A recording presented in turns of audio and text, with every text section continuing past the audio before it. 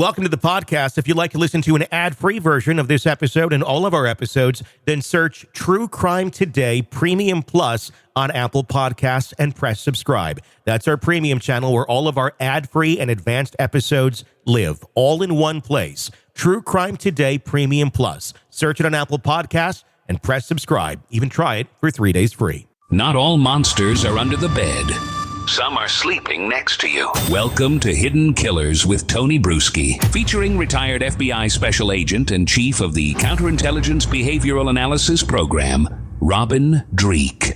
It's one thing to look at, okay, how is Diddy going to process all of these things from his perspective, which I think is pretty much almost an answer of he's not. He's just going to keep thinking that he's unstoppable, and he's in the right no matter what. But when you're talking about the kids and those who were around him, if they're taking all of this in with any semblance of reality, this has got to be almost like grief, where you're going to go through the stages of all of that, the anger, the bargaining, the you name it, because life has changed fundamentally as they know it going forward. It's not what it was. It never will be what it was. And you're losing something that was a positive force in their life, dare I say. I'm not saying, assaulting people is positive, but I'm saying more so the fame, the access to things and life was a positive force in their life. And now suddenly all of that has changed.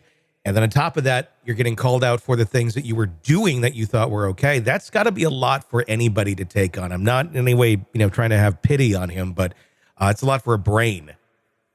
Yeah, and you hit it right there. Robert Greene, Laws of Human Nature. There are self-identities being assaulted right now and being put aside, told it's wrong. So their identity of how they've seen themselves in the world is being challenged and being discarded, really. Mm-hmm. So what I'm hoping they have in this moment, which I hope everyone has in these moments, because we all have fantastic, humbling moments from time to time, not to necessarily to this degree, but I'm really hoping for them to make it through this is that there is a great loving critic in their life that is a truth teller, that is a truth bomb, that has a good grasp on what a healthy relationship is and what healthy behaviors are, that can kind of be there and start guiding them as they're working through the emotions of their identity being crashed around them, kind of re-establishing who they are. Mm-hmm. Because every time that who we are is challenged by those around us, we get very defensive, our insecurities flare up, and we react, violently sometimes against it, as in the cases here necessarily, potentially.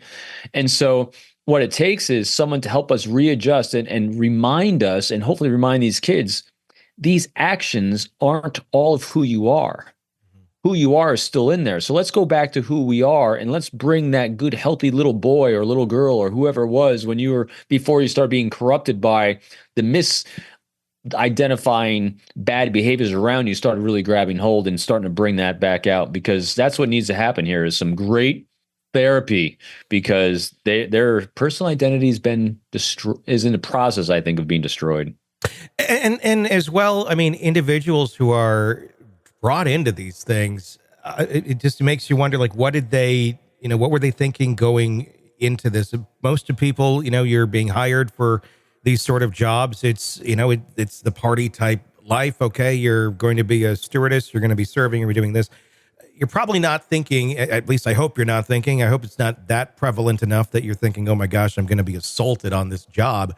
But then that happens, and then even the safeguards kind of come down as well. We're hearing the captain, as allegations, failed to do anything. Just kind of blew it off of like, well, it's Diddy. It's kind of comes along with it. But obviously, none of this behavior is okay. You can't just brush that off and go, yeah, well, he's going to do what he's going to do, because you can't. That's not the world we live in today. But it seems like we did for a while. I know there's a few things on this. The first is one of the reasons why this also bothered me so much was because now we got to start taking a look at this captain. Mm-hmm. Is this a one-off that it just happened on this cruise or this charter, or was it multiple charters? And so I'm going to reveal something embarrassing about myself here. I watch a show that it gives me a good insight into this. I love Below Deck. Okay. And so I love watching Below Deck, whether it's Below Deck Mediterranean, Below Deck itself, I mean, I just love, because that is a great human condition I'm watching. People under stress with alcohol doing really stupid things. And all I'm doing is so when this popped up, I'm like, oh yeah, I get this. I get this world again from a reality TV show optic, obviously.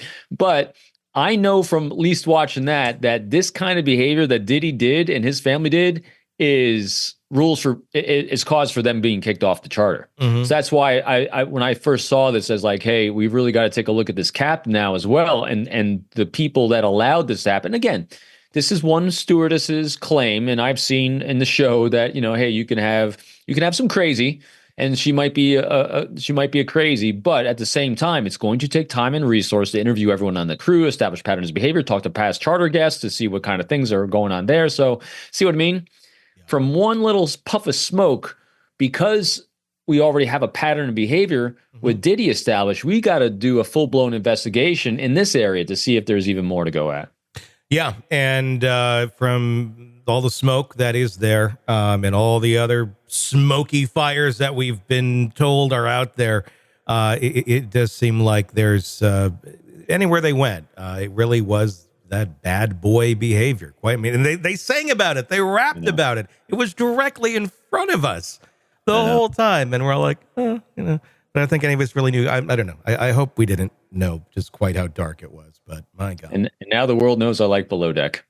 I don't know what's more tragic in this story. That is pretty sad. I'm a reality. You can imagine, because I'm a human behavior guy. I love reality shows. Between that and if you're suffering some way in Alaska in the middle of nowhere, especially the show Alone, I love that stuff. I mean, because look at all the reading I do. Oh, yeah. I mean, Yeah. No, I don't like scripted stuff at all. Well, although, reality's kind of scripted, but anyway. Welcome to the podcast. If you'd like to listen to an ad-free version of this episode and all of our episodes, then search True Crime Today Premium Plus on Apple Podcasts and press subscribe. That's our premium channel where all of our ad-free and advanced episodes live, all in one place. True Crime Today Premium Plus. Search it on Apple Podcasts and press subscribe. Even try it for 3 days free. Let's be honest. Nothing kills the thrill of a good murder mystery like a commercial for laundry detergent. It's like someone slapping a closed sign on your favorite dive bar. But you're not here for that, are you? You're here for the good stuff. So ditch the ads and upgrade to True Crime Today Premium Plus on Apple Podcasts. With True Crime Today Premium Plus, you get your crime straight. No chaser. Commercial free with extended interviews and early access. It's like getting the bartender's special when the bar's already closed. Search for True Crime Today Premium Plus on Apple Podcasts. Subscribe and drink it all in.